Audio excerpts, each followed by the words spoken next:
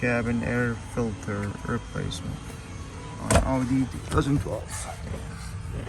So there's 3 screws here, 1, 2, and 3. Take them all off. Okay, all screws off. Take the cover up. And there's this cover. Slide it like that.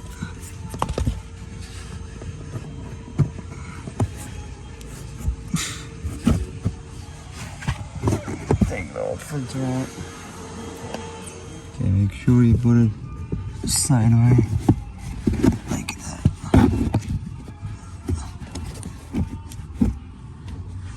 Okay.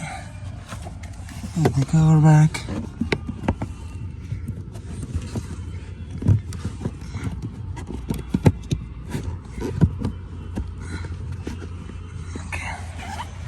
Put the cover back and then put the screws on. Opening. Okay, all set. Thank you for watching.